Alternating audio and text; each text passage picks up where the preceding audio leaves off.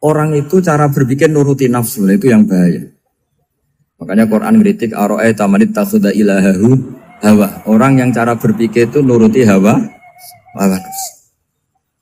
Kalau zaman Nabi, zaman sahabat, zaman ulama, itu enggak seperti itu. Sehingga cara berpikir itu mudah. Makanya kata Nabi, absyiru ya ma'syaral muslimin, kata. Kamu harus senang ya ma'syaral muslimin. Allah sekarang buka pintu langit yang sebelumnya enggak pernah dibuka. Dan Allah yubahi bikum malaikatah. Dan Allah membanggakan kamu kepada para malaikatnya. Kenapa? Umatnya Muhammad, umatnya Rasulullah Muhammad SAW, itu kalau sampean kepengen mati setiap saat itu baik, itu resepnya gampang kata Nabi. Addu faridotan wantadzoru ukhra. Jadi Allah memberitahu, ya Muhammad, umatmu ini luar biasa. Jadi misalnya tadi kita sholat subuh, ditanya, Bahak kamu sekarang ngapain? Nunggu sholat duhur ya. Setelah sholat duhur ditanya lagi nunggu apa asar. Sehingga faman kanat hijratuhu ila Allah wa rasulih fa hijratuhu ila Allah. Jadi kalau ya sudah ini tak ijazahkan. Kalau setelah sholat subuh nunggu apa? Duhur. Setelah duhur nunggu. Sehingga ketika kita mati itu statusnya penunggu sholat. Tapi kamu kan enggak miskin. Kenapa? Penunggu kaya. Nah, itu enggak masuk surga itu. Penunggu kemapanan. Berarti kan menunggu sesuatu yang seleranya nafsu. Beda kalau penunggu sholat. Berarti kamu di dunia menunggu ritual ibadah. Maka di antara ijazahnya Nabi apa? Addu faridotan wantadzoru ukhra. Melakukan satu fardu. Kemudian kita menunggu tugas berikutnya. Jadi niati saja setelah subuh nunggu apa? Duhur. Setelah duhur, meskipun kita di perapatan, apa? Nunggu asar. Ya. Tapi ya asar betul, jangan nunggu tok pas asar enggak. Jadi sebetulnya umat ini gampang sekali. Jadi di antara kebanggaan Allah, yubahi itu Allah bangga dengan malaikatnya adalah umat ini adalah addu faridotan wantadzoru ukhra, melakukan satu fardu kemudian menunggu fardu yang lain. Dari mengkhidmati kampus, ingin mengkhidmati masyarakat, dari satu masyarakat lokal Semarang menjadi sampai sekarang sampai Banjarmasin, Unisula mau bikin kampus di sana terus gitu. Dari satu tugas ke tugas yang lain. Makanya Islam diajarkan setelah satu tugas selesai, faida faruhtafan so. Jadi sehingga hidup kita itu dinamis. Dari satu kebaikan menunggu kebaikan lain, dari satu kebaikan menunggu. Sehingga hidup kita ngapain? Nunggu satu kebaikan. Ini sudah masuk faman kanat hijratuhu ila Allah wa rasulih fa hijratuhu ila Allah wa rasulih. Sehingga bayangkan kalau kita direkam Allah, Gusti kula ampun mati nak jaring sugih. Wis melarat puluhan tahun, sakit, nunggu sesuatu sing sifatnya nafsu, kepengin sugih. Sugih tok aja cukup. Tahu buruh wong sing tahu ngenyek ndekne lho, itu kan urung-urung wis dendam. Saya belum mau mati sebelum kaya dan buruhkan orang yang pernah melecehkan saya. Wis ngono akhirnya mati urung sugih. Berarti wis fakir matine hasud. Wah itu ngenes dunia akhirat kan kira-kira seperti itu. Kamu santai aja kalau fakir berarti meringankan hisab karena ada banyak harta. Yang mau dihisab papanya enggak punya apa-apa. Jadi saya mohon sekali ya, Islam itu mengawal kebahagiaan. Sebab itu sampai bahagia itu menjadi perintah Islam, kun bi fadlillah wa bi rahmati fa bidzalika falyafrahu. Karena dengan bahagia bi taat diharapkan orang Islam itu tidak bahagia atau cari kesenangan lewat jalur maksiat. Sehingga ciri utama wali apa? Ala inna awliya Allahi la khaufun alaihim wa lahum yahzanun. Sehingga ulama dulu itu rileks-rileksnya. Termasuk yang saya ceritakan tadi, Imam Ahmad, Imam Syafi'i, itu melihat apa saja rileks. Ya tadi kalau disenangi orang ya barokah, punya kawan kebaikan. Nak dineng ya barokah dineng di gedingi tonggo rada utang, ngeranjuk tulung gitu. Jadi rileks saja. Masyhur itu Imam Syafi'i ngendikan waman asaa ilaika faqat atlakoka. Orang yang berbuat buruk sama kamu, hakikatnya adalah membebaskan kamu. Atlako itu apa? Membebaskan. Enak gak jadi hidup gitu? Kalau kamu kan enggak, kok gedeng aku salahku apa? Malah kamu ujub tuh, orang kok gak tahu salahnya. Kamu jadi suami, istrinya ngomel, kurang apa saya sebagai suami? Ya kurang banyak, enggak ganteng, enggak kaya, enggak ini. Malah kalau diterangkan malah parah toh.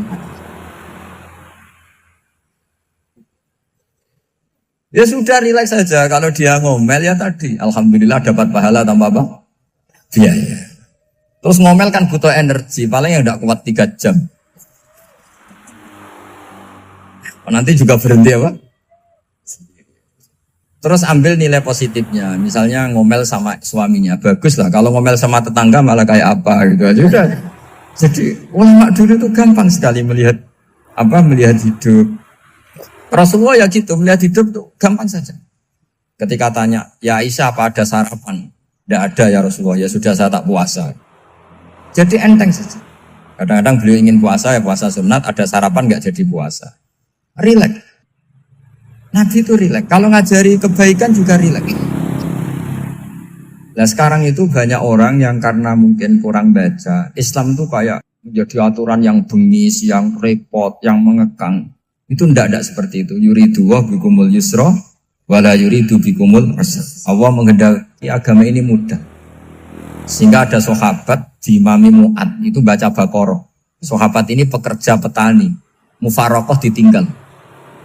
Ketika Mu'ad lapor, ya Rasulullah ini ada orang munafik, tengah-tengah sholat mufarokoh saya ditinggal. Yang disalahin itu tidak yang ninggal tapi Mu'ad. Afattanun anta ya Mu'ad, kami ini tukang fitnah. Masa ngimami petani pakai surat Baqarah?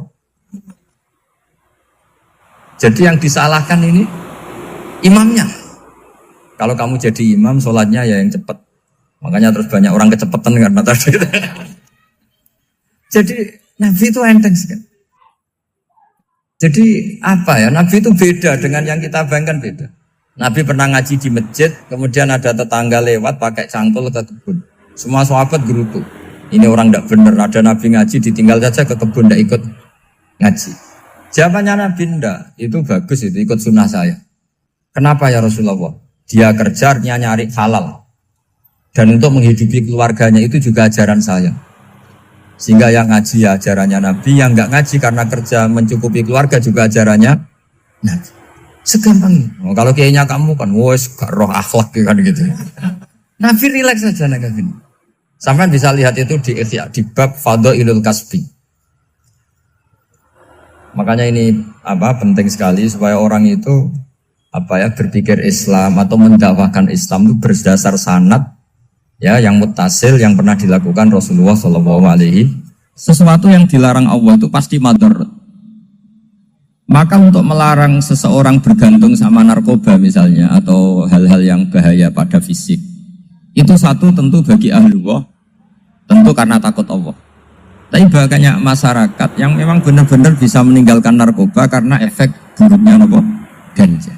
Bahwa itu mengakibatkan sakau, mengakibatkan tidak sadarkan diri, mengakibatkan kebangkrutan ekonomi macam-macam. Sehingga mereka benar-benar benci sama yang namanya narkoba. Jadi di antara manhajul Quran itu kalau mentakbih, memburuk-burukkan maksiat itu mesti dikritik innahu kana fahisyah, innahu kana fahisyata wa makta wa sa'a sabila, innahu kana fahisyata wa sa'a sabila, diulang beberapa kali. Sehingga dibutuhkan kecakapan untuk menganggap satu hal yang buruk itu fahisyah, sesuatu yang enggak rasional, sesuatu yang tidak positif, sesuatu yang pasti berdampak negatif. Sehingga kalau misalnya tadi dibacakan oleh Qori, kuntum khaira ummatin ukhrijat linnasi ta'muruna bil ma'ruf wa tanhauna 'anil munkar. Untuk berhenti dari kemungkaran itu satu takbihun litilkal munkar atau litilkal munkarat, bahwa munkarat itu kita cap, kita stigmasi bahwa itu buruk sekali. Seperti Nabi mengajarkan pemuda tadi, masa kamu suka ibu kamu digitukin lelaki lain, putri kamu, bule kamu, bude kamu, sehingga orang ini pikirannya termindset betapa buruknya zina. Sama seperti kita sukses memindset betapa buruknya narkoba, betapa buruknya bahan-bahan terlarang. Begitu juga seterusnya, terus pengkhianat dan sebagainya. Tapi problem manusia adalah dia itu akan mencari kebahagiaan atau kesenangan sesaat. Maka caranya gimana? Keinginan senang lewat maksiat ini dilawan dengan nyaman dengan taat. Saya ulang lagi, nyaman dengan taat. Sehingga ulama dulu punya kalimatul munajat, artinya kalimat hubungan pribadi sama Allah yang menjadikan orang itu nyaman. Dan ini yang diajarkan kitab-kitab tasawuf. Kitab tasawuf itu sukses mengajarkan melihat alam raya ini semuanya nyaman, termasuk yang mengecewakan. Itu dianggap nyaman. Saya berkali-kali mengajarkan ilmu ini karena ini musalsal ila Rasulillah SAW. Itu pernah suatu saat Imam Ahmad itu dipanggil sama tetangganya, anak muda. Tentu Imam Ahmad ini orang yang sangat soleh, sangat waroi, sangat tunduk sama perintahnya Allah dan Rasul. Pemuda tadi manggil, ya Ahmad, datang ke rumah saya. Imam Ahmad datang. Setelah sampai ke pemuda tadi, sudah pulang lagi, saya tidak butuh kamu. Pulang lagi. Setelah sampai rumah dipanggil lagi, ya Ahmad, datang lagi. Datang lagi. Oh, saya tidak jadi butuh, pulang lagi. Sampai 3 kali. Dan itu perangai ekspresi Imam Ahmad itu atau ulama lain yang sesoleh beliau itu nyaman, indah. Beliau tetap senyum-senyum, nyaman. Beliau tidak tersinggung, tidak terprovokasi, tidak, ya pokoknya tidak tersinggung, kelihatan nyaman. Lama-lama pemuda ini terus tanya, ya Ahmad, kamu saya perlakukan seperti ini kok tidak tersinggung? Kamu senyum-senyum saja, happy-happy saja. Jawabnya Imam Ahmad itu unik. Wahai pemuda, saya kamu panggil itu senang sekali. Karena kata Nabi, kalau kamu iman dengan Allah dan Rasul, maka hormatilah tetangga. Jadi saya senang. Karena nuruti perintah Allah untuk menghormati tetangga. Jadi tidak ada urusannya dengan kamu. Kagetnya kayak apa? Jadi dipanggil tetangga ya senang karena melakukan perintahnya Allah dan Rasul, yaitu ikramul jar, fal yukrim jarum. Disuruh pulang, kamu ingin saya pulang, ya saya pulang. Disuruh datang, ya saya datang. Jadi saya tidak tersinggung, saya tidak ada urusan dengan kamu. Urusan saya dengan Allah Subhanahu wa ta'ala. Itu kalau bapak-bapak istrinya ngomel terus sabar itu ya bagus. Saya tidak punya urusan. Kalau kamu terprovokasi oleh istri, berarti kamu didikte oleh makhluk. Masa seorang rektor didikte makhluk? Kan tidak keren. Apalagi seorang habib didikte makhluk, kan tidak keren. Yang bisa mendikte kita hanya Allah Subhanahu wa ta'ala. Dan Allah mendikte kita, mengajarkan kita wa ashiruhunna bil ma'ruf fa in karihtuhunna fa'asa an takrahu shay'an wa yaj'alallahu fi khairan katsira. Jadi cara melihat istri kita bawel gitu atau cerewet, alhamdulillah ini ada pahala tanpa modal, cukup sabar. Kalau istri kamu sedang mesra, malah mintanya ke mall, malah biayanya tinggi. Murah mana dapat pahala dimarahin sama saat mesra minta ke mall? Milih yang pertama kan? Nah ya itu tidak usah modal ini. Ya gitu aja. Jadi kalau istri sedang marah, bawel, anggap saja ini rezeki. Dapat pahala tanpa apa? Biaya. Nah, kalau pas rukun malah nantang ke mall, biayanya malah tinggi. Jadi ulama dulu itu melihat dunia itu happy. Pernah Imam Syafi'i dikasih tahu, orang yang tadi nyium tangan kamu ya, itu di rumah menghujat Anda. Jadi dia sopan hanya di depan Anda, kalau di luar menghujat Anda. Jawabnya Imam Syafi'i lucu. Ya baguslah. Yang cerita ini kaget. Kenapa bagus ya Aba Abdillah? Kalau manggil Imam Syafi'i ya Aba Abdillah. Ya berarti saya masih wibawa, di depan saya tidak berani katanya. Jadi dipandang enteng saja. Jadi kalau kamu di depan kamu istri kamu tidak berani belanja, tidak ada kamu belanja banyak, anggap saja Anda wibawa. Jadi enteng saja. Pernah Imam Syafi'i dikasih tahu, separuh dari kampung Anda itu gak suka kamu. Ya bagus lah. Kenapa? Oh nak rarukun malah bakal utang katanya gitu. Kira-kira yang utang itu yang rukun apa yang neng-nengan? Yang rukun. Jadi enteng saja. Masyhur itu makalahnya Imam Syafi'i. Waman asa'a ilaika faqad atlaqaka. Orang yang berbuat buruk sama kamu berarti membebaskan kamu. Kalau saya sedang nenengan sama Habib Hasan Toha Putra, beliau naik Alphard gak nawarin saya sah karena baru nenengan. Tapi kalau sedang rukun malah harus repot mana? Rukun sama ndak rukun? Repot rukun sebetulnya. Jadi Imam Syafi'i itu happy saja.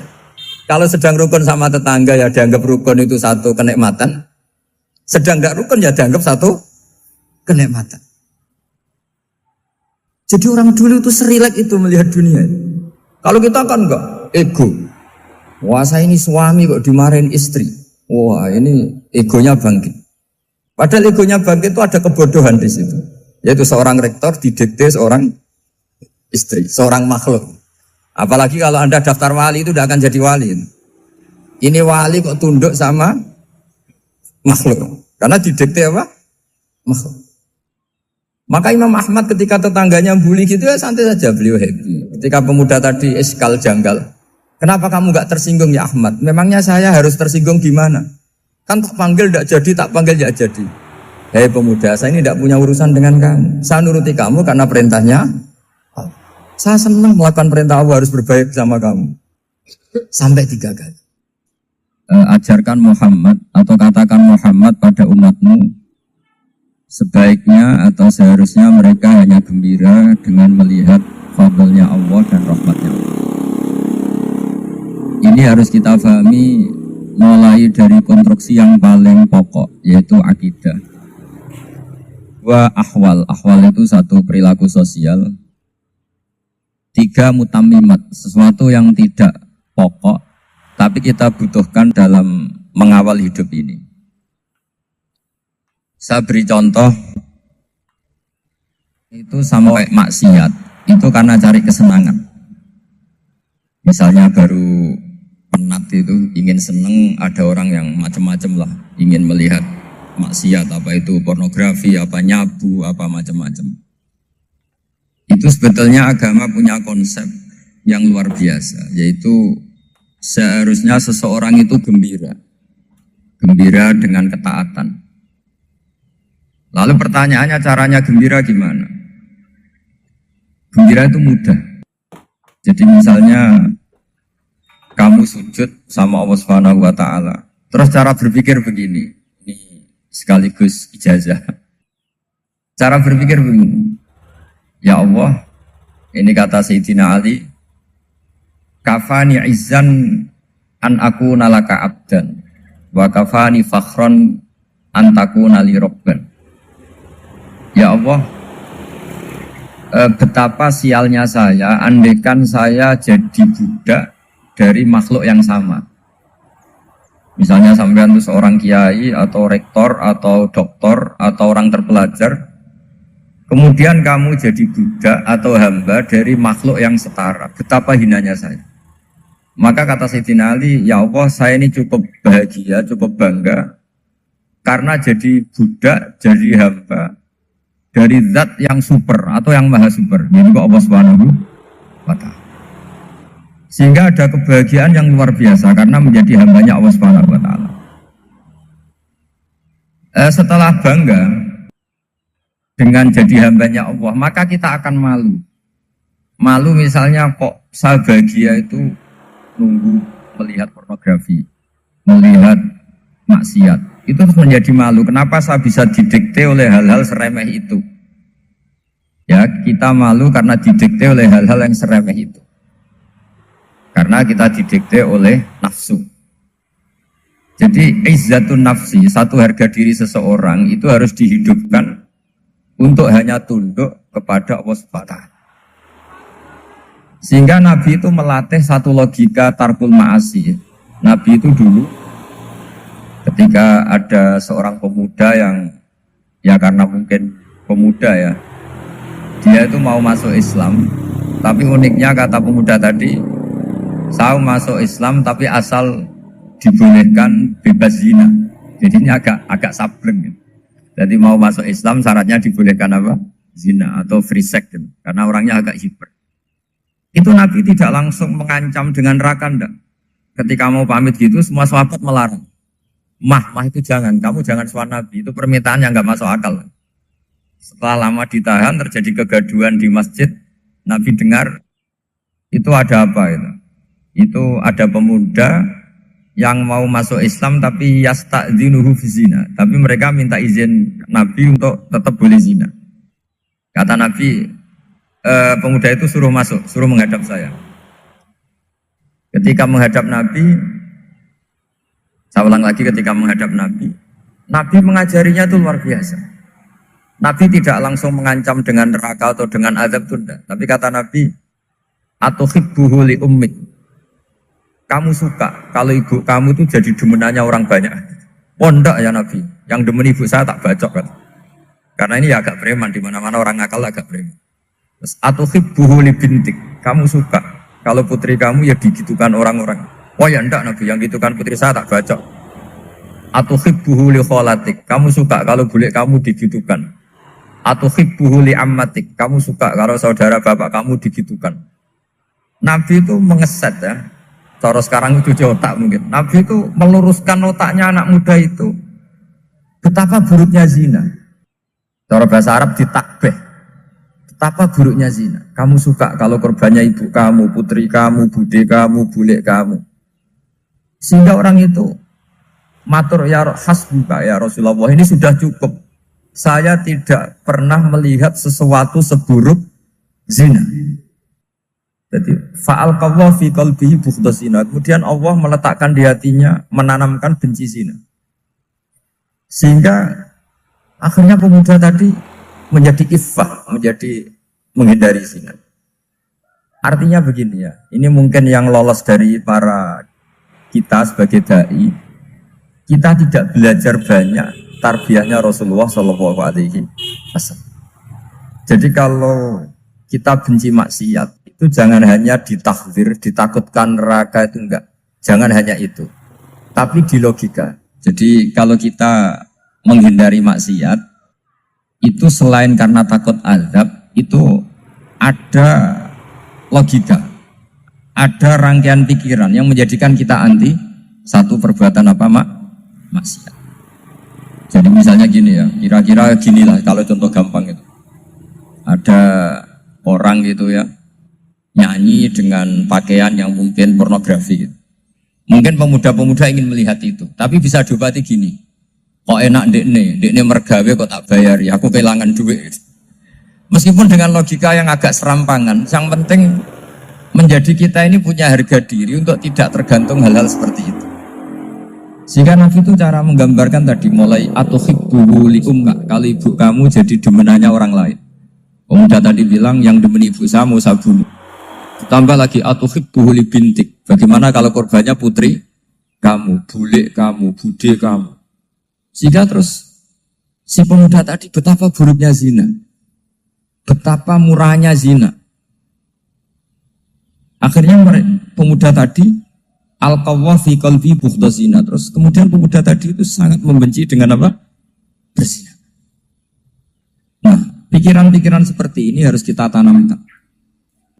Harus kita tanamkan supaya orang itu benci melakukan maksiat karena satu memang takut suhtullah, takut dibenci Allah atau dibenci Allah.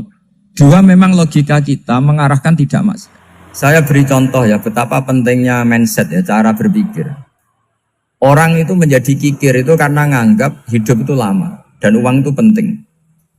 Kalau zaman Nabi itu sederhana kalau melihat hidup.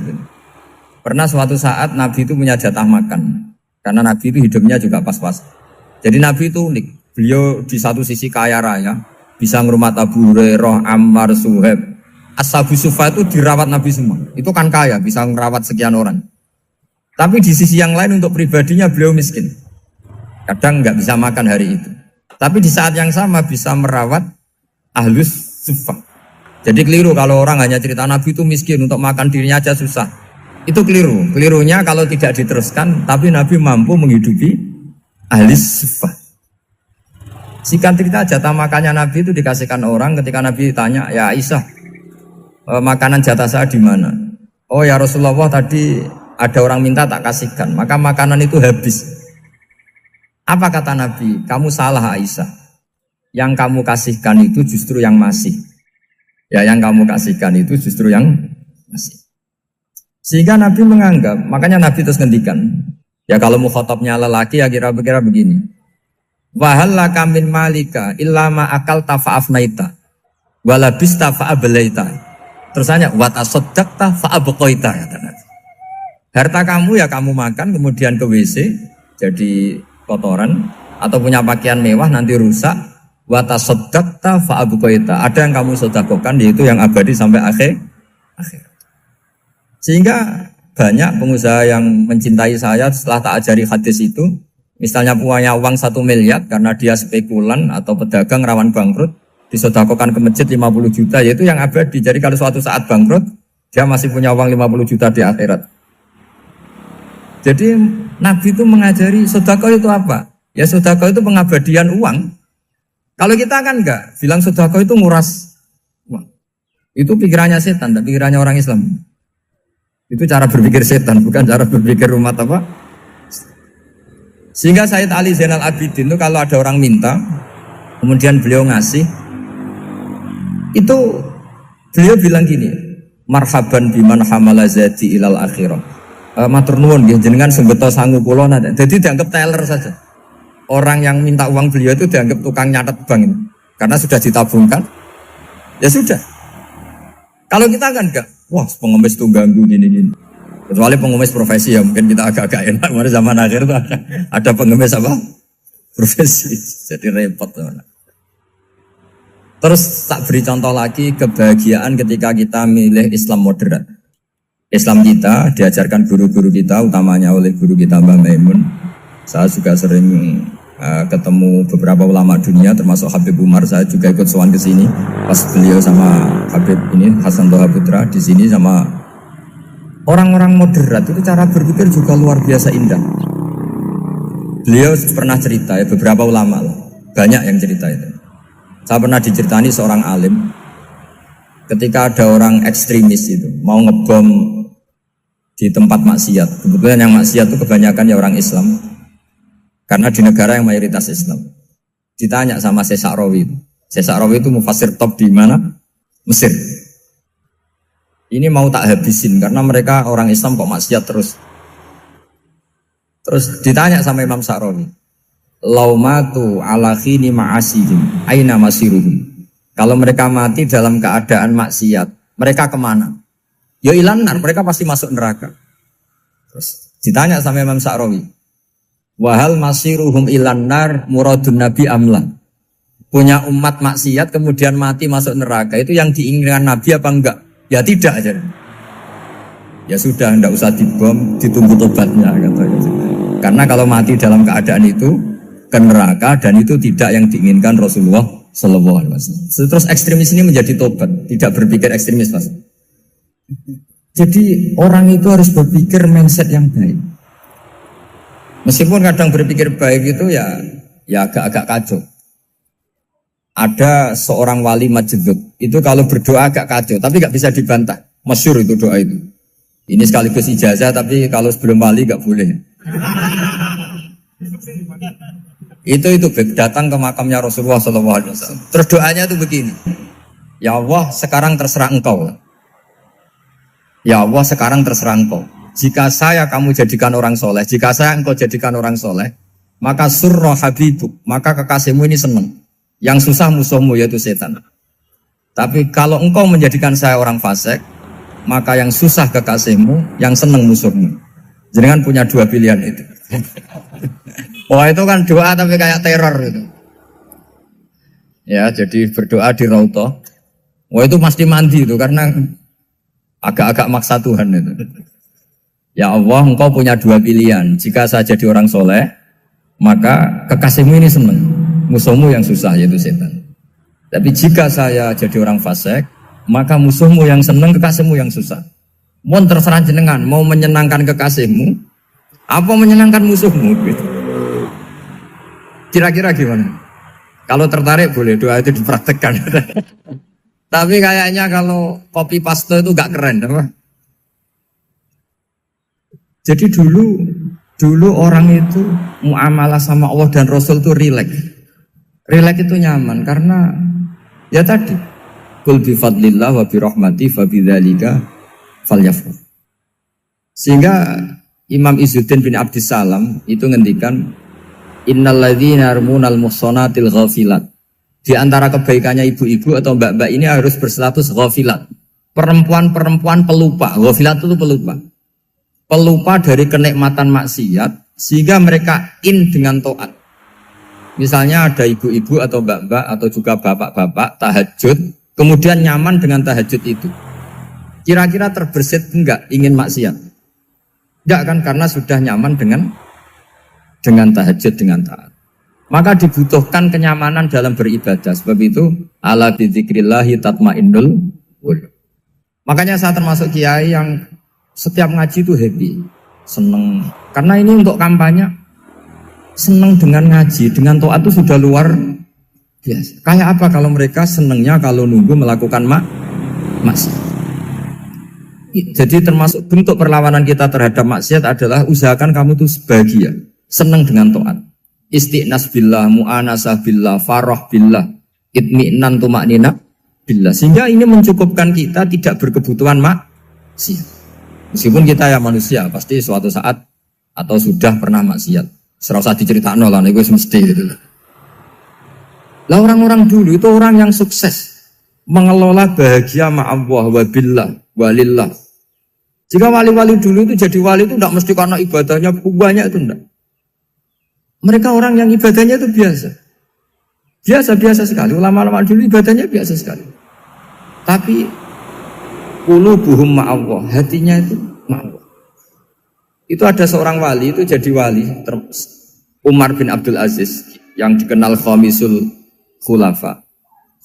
Khamisul khulafa. Di luar khulafa ar-rasyidin 4, di antara yang soleh adalah siapa? Umar bin Abdul Aziz. Itu ketika mau meninggal, itu senangnya bukan main. Itu semuanya nangis, beliau senang. Terus tanya, kenapa kamu senang? Memangnya saya kalau mati itu kemana aja? Ila khairi madhubin ilah, ke zat terbaik.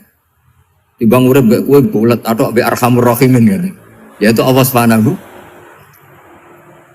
Jalaluddin Ar-Rumi ketika mau meninggal itu muridnya nangis semua, beliau marah. Kamu harusnya pesta karena saya mau ketemu kekasih saya, malah kamu tangisi, goblok sekali kamu katanya. Jadi orang-orang dulu itu luar biasa.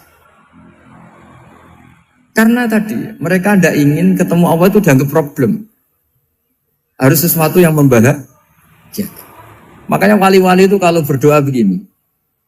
Wa khairu ayyami yauman alqa fih, dan jadikan hari terbaikku adalah hari ketika saya ketemu engkau ya. Pernah dengar doa itu?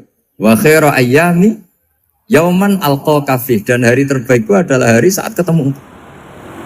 Aman kan enggak? Sampai matiku wedi. Saya tidak tahu wedi dosa apa wedi Israel apa wedi malaikat siapa? Mungkar nakir. Sebenarnya tidak perlu seperti itu. Karena cara pandang Nabi itu ini bisa dipraktekkan. Kalau kamu orang baik, mati artinya apa? Ya baik. Karena husnul khotimah. Kalau kamu orang yang buruk, itu kata Nabi, anggap saja mati itu akhir dari keburukan kamu. Nah, aku urip terus, malah maksiat terus. Maka Nabi itu kalau ngajari kita berdoa gini, Allah maj'alil hayata ziyadatan li fi kulli khairin wal mauta rohatan li min kulli syarri. Ya Allah, kalau saya hidup, ya anggap saja ziyadah fi kulli khairin, berpotensi nambahi kebaikan. Kalau saya mati, anggap saja ini akhir dari segala keburukan. Maka saya berkali-kali, tradisi ulama-ulama NU, ulama-ulama pesantren, ya ada hanya NU, pokoknya ulama-ulama alim, itu kalau ada orang mati, orang nakal gitu mati, ini saya gitu, itu hadirin mesti gak terima. Wapi enang itu wong wakal. Tapi dipaksa sama kiainya, saya gitu, lama-lama dipaksa. Saya gitu, padahal yang ngatine kiai, wis ra iso maksiat meneh, wis saya gitu. Karena dengan mati berarti saya sudah tidak bisa maksiat lagi. Jadi Nabi melihat hidup dan mati itu segampang itu. Kalau al-hayata ziyadatan li fi kulli khairin wal mauta rohatan li min kulli syarr. Coba kita ke depan itu kan ada potensi zina, potensi korupsi, potensi maksiat.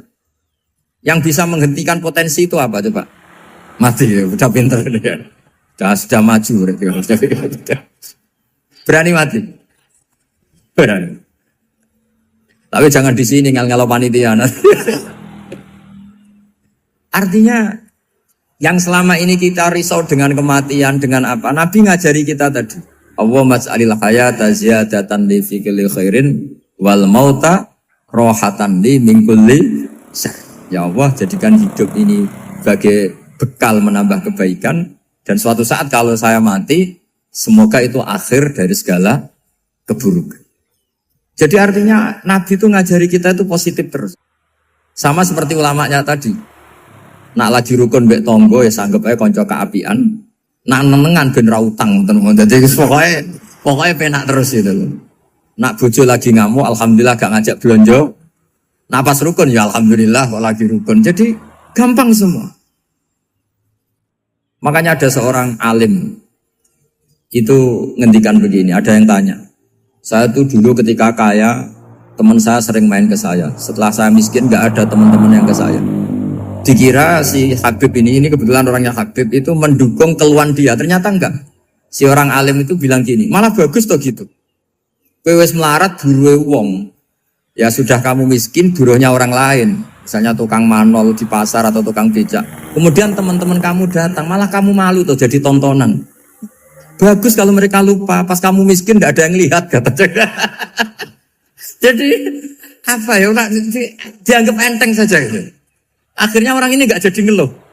Selama ini kan kita ngeluh ya, ketika miskin teman-teman gak datang. Coba kalau mereka datang pas kamu buruh bikin botol di orang lain. Mantan bos buruh, malu gak? Milih datang kepada? Nggak lah, sudah bener itu. Jadi ulama dulu itu makanya sering baca biar tahu solusi hidup. Jadi ulama dulu itu gampang sekali melihat kehidupan itu, gampang sekali, indah, gampang. Kebahagiaan ini pula yang harus kita latih dalam melakukan ketaatan. Tapi memang obsesi saya terbesar atau cita-cita saya terbesar memang setiap ngaji saya ingin orang mukmin semuanya itu bahagia.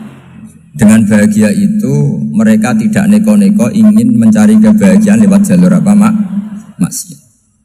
Sehingga dalam konstitusi ulama yang ditulis di kitab-kitab usul fikih, dan itu kitab yang saya kaji, selalu saya kaji, itu membela-bela sesuatu yang mubah itu sampai luar biasa. Karena melihat mubah itu, misalnya Anda tidur itu berstatus mubah. Anda bermain catur berstatus mubah. Anda rileks sama teman jagongan semalam dengan teman rektor atau dosen atau yayasan itu melihatnya bukan mubah tapi tarkul maksiyah. Misalnya saya semalaman asik musamarah itu jagongan malam sama Habib Toha Al-Munawwar. Itu awang ngitungnya bukan, wah ini jagongan ngalor ngidul tidak penting tuh enggak. Malam itu bahak tidak ke dugem, tidak ke tempat maksiat. Sehingga ada ulama yang mengatakan mubah itu enggak ada.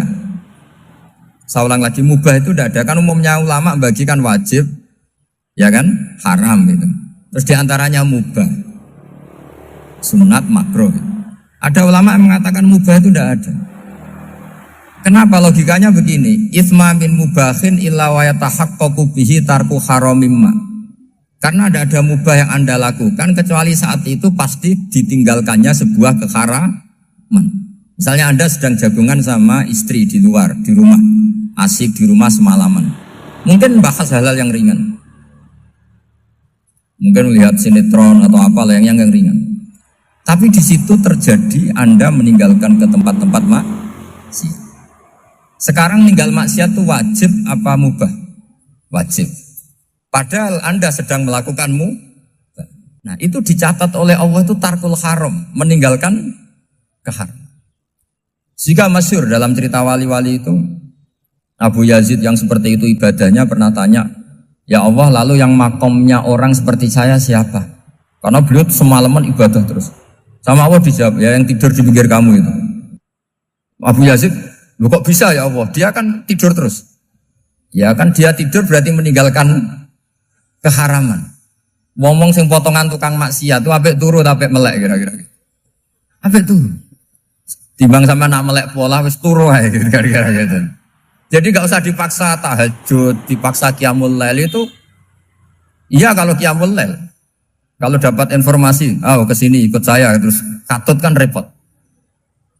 Jadi perlawanan terhadap maksiat itu sebetulnya gampang dalam Islam karena tadi nggak ada sesuatu yang mubah kecuali saat dilakukan berakibat meninggalkan keharaman. Mudah sekali. Jika banyak orang jadi wali itu karena melakukan mubah. Itu ada orang jadi wali itu karena sering makan. Ya makan biasa itu. Karena ketika makan, ya Allah, betapa doifnya saya. Katanya saya presiden, katanya saya rektor, saya kiai. Ternyata kalau nggak makan tuh lemes. Apa hebatnya makhluk yang bergantung makhluk yang lain, yaitu makanan. Nah karena seperti itu terus dia al-laja ilallah, terus dia sungkeman ning Allah. Betapa lemahnya saya.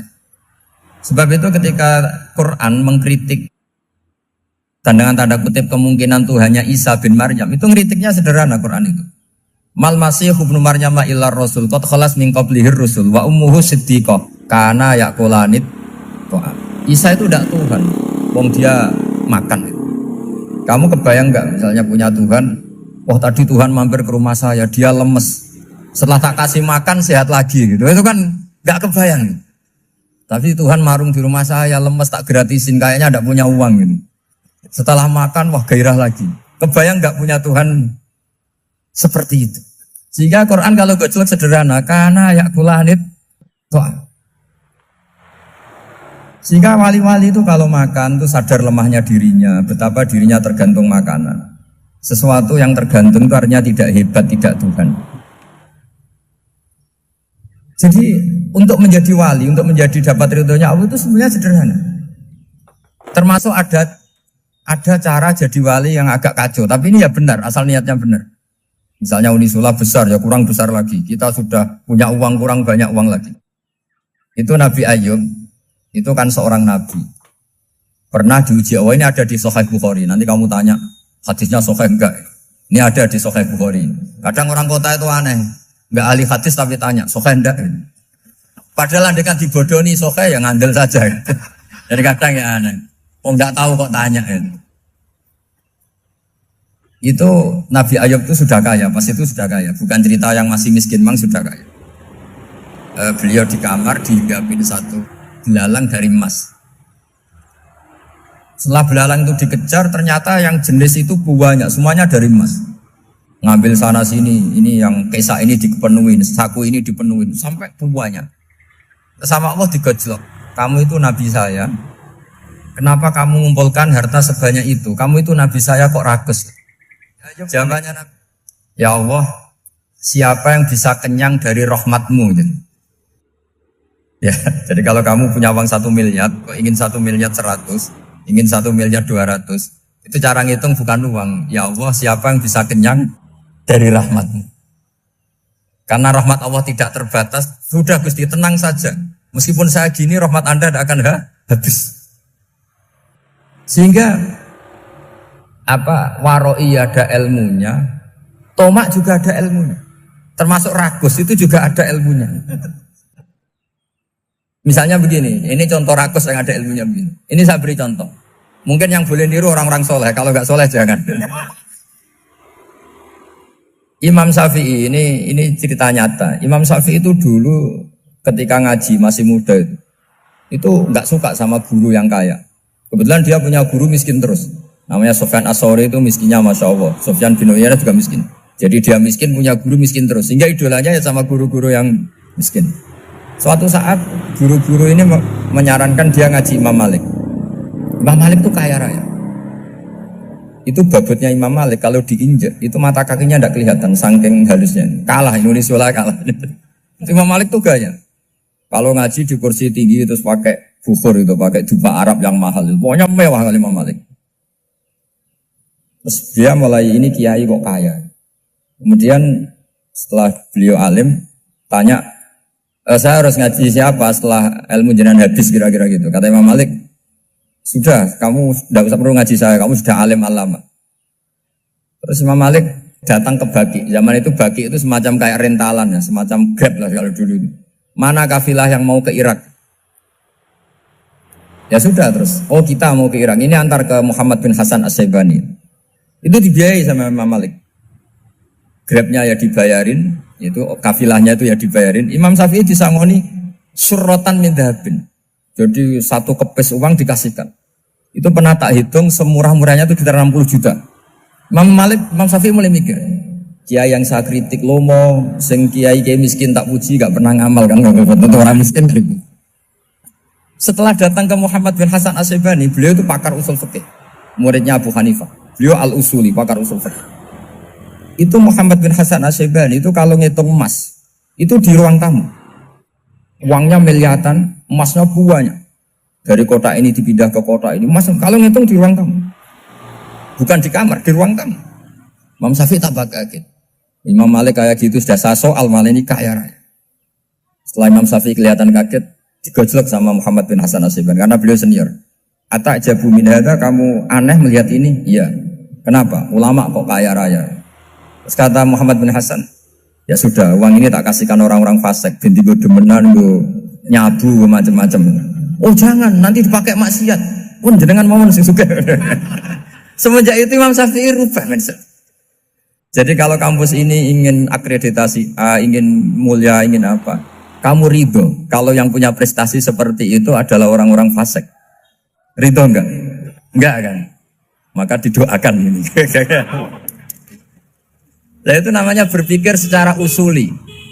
Kamu jangan hanya nuruti karena berpikir waroi terus kamu benci kekayaan. Tidak bisa seperti itu. Karena pangkat dan kekayaan ketika dikelola secara kesolehan maka akan menjadi energi positif yang luar biasa. Semenjak itu Muhammad bin Hasan Asyibani berhasil mendidik Imam Syafi'i.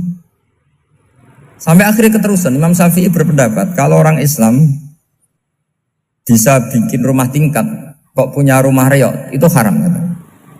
Akhirnya keterusan. Kalau bisa jadi bupati kok jadi ketua RT juga haram. Karena al-Islam ya'lu wala yu'la. Islam itu luhur bukan bisa diluhurin. Sehingga rata-rata orang Syafi'iyah termasuk kiai-kiai Indonesia itu rata-rata ya agak-agak politikus. Ya agak-agak kedonyan, mungkin sebagian kedonyan tenan gitu. Karena gak ridho gitu loh. Kalau kesempatan itu dikuasai orang fasik kemudian menjadi kekuatan maksi. Coba kalau bupati itu orang yang fasik. Kemudian programnya supaya rakyat seneng semalaman dangdutan yang purno misalnya. Supaya rakyat seneng dibolehkan dugem, dibolehkan judi. Tapi kalau yang jabat orang soleh kan ada beberapa perda yang menolak penyakit apa? Masyarakat. Jadi kamu jangan melihat bahwa kepangkatan ini hanya sebagai alat korupsi, alat otoriter, enggak. Asal kena orang soleh, maka ini menjadi energi kesolehan atau energi positif. Sebab itu ketika Allah muji para nabi yang soleh, diantaranya disifati apa? Faqad ataina ala Ibrahim al-kitab wal hikmata, terus ayat wa atainahum mulkan azim. Dan Nabi Ibrahim dan keluarganya tak kasih kerajaan yang besar. Nah sekarang masih banyak orang yang cara pandang ngapain bikin unisula yang megah, ngapain berambisi punya akreditasi A dan sebagainya. Menyoal seperti itu salah secara usul fikih. Karena secara usul fikih kesempatan yang baik tentu harus diperjuangkan oleh orang-orang yang soleh. Karena ini supaya jadi otoritas yang positif. Itu dulu ada latihannya. Jadi orang dulu itu gampang sekali ketika milih miskin ditanya, kenapa miskin? Saya ingin hisab saya ringan. Tapi ketika mereka kaya, yang soleh, supaya harta ini tidak dipakai orang yang nanti dipakai maksiat. Kita misalnya orang soleh mau pangkat, karena kita ada ridho, kepangkatan itu dipegang orang maksiat, kemudian menjadi energi maksiat. Begitu juga seterusnya. Maka ulama dulu itu rileks. Sampai Senawawi Al-Bantani itu nanti bisa dicek di tafsir Qul hal yastawil ladzina ya'lamuna wal ladzina la ya'lamun. Beliau muji-muji ulama. Kemudian ada seorang yang agak hasud mungkin. Tanya begini. Hebatnya ulama itu begini-begini. Terus ditanya, tapi kenapa kita sering melihat ulama ngantri proposal di rumahnya bupati kan? Sementara bupati nggak pernah datang ke ulama ngaji ihya. Jawabannya Imam Senawawi itu unik. Ya karena ulama itu tahu gunanya uang, sehingga nyari uang untuk pondok, untuk masjid. Sementara bupatinya tidak tahu gunanya ilmu, maka tidak pernah ngaji. Jadi ya ringan saja oleh. Jadi ya sudah seperti itu. Jadi kalau ada ulama kedonyan, anggap saja karena tahu gunanya uang. Jadi kenapa ulama ngantri di kabupaten, bukan bupati ngantri di ulama? Jawabannya karena ulama tahu gunanya uang. Sementara bupatinya nggak tahu gunanya ilmu. Kira-kira gitulah. Ada ustadz tidak ganteng, kesensem rondo cantik, karena tahu gunanya ustadz itu. Artinya tahu gunanya kalau saya nikah nanti punya anak jadi gus, kan dia kiai gitu. Tapi rondone raro gunane dia karena miskin gitu. Jadi ulama dulu itu rileks. Rileks menafsirkan apa saja itu rileks, termasuk saat terpojok. Itu rileks. Karena semuanya dianalisis pakai ilmu. Sehingga ciri utama wali itu apa? Ala inna awliya Allahi la khaufun alaihim walahum yahzanun. Enggak ada rasa takut, enggak ada rasa gampang. Karena melihat sesuatu itu gampang saja.